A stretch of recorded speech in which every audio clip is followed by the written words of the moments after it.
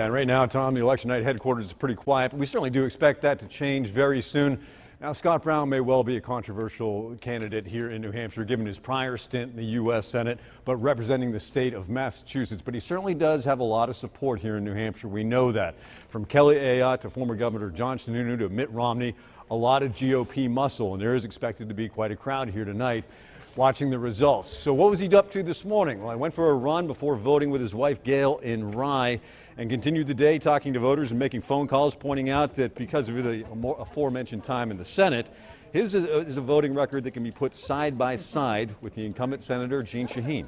And that's a very unusual opportunity for people, and I think they'll see that, you know, I'm the one that's been obviously fighting for not only our country but trying to reestablish who we are in the world. We need to restore America.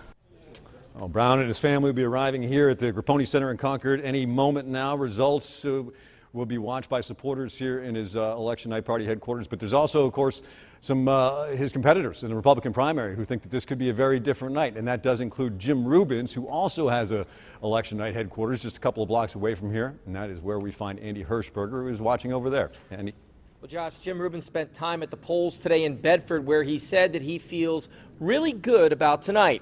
Rubins is running against two former U.S. Senators in Scott Brown and Bob Smith, and said today that he feels the people want change in Washington.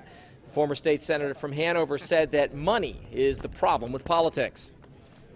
I'm free to represent the people of the state of New Hampshire because I'm not owned and operated by Wall Street and other corporate crony interests that don't have the interest of the people of the state of New Hampshire. As you can see, probably very similar to as you saw over there at Scott Brown's headquarters. Not much going on here right now tonight. The podium is up. That's about it. Rubins has been running mostly second in the polls behind Brown, but ahead of Bob Smith. That's where we find Kristen Carosa, who is over at Bob Smith headquarters in Bedford. Kristen? We're here in Bedford, where Bob Smith will be holding his election night party in just a few hours.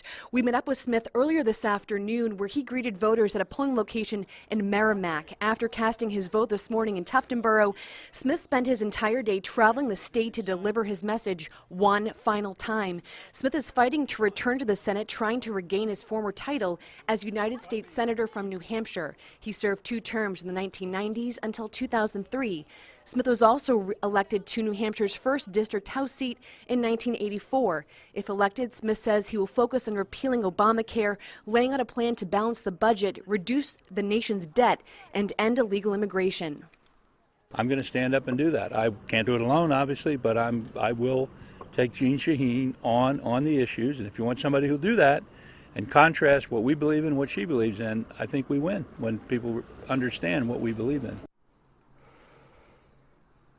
Now, as we wait for primary day to come to a close, Smith says he's been enjoying his time on the campaign trail and wants to thank all supporters along the way. We're live in Bedford tonight. Kristen Carosa, WMUR News 9.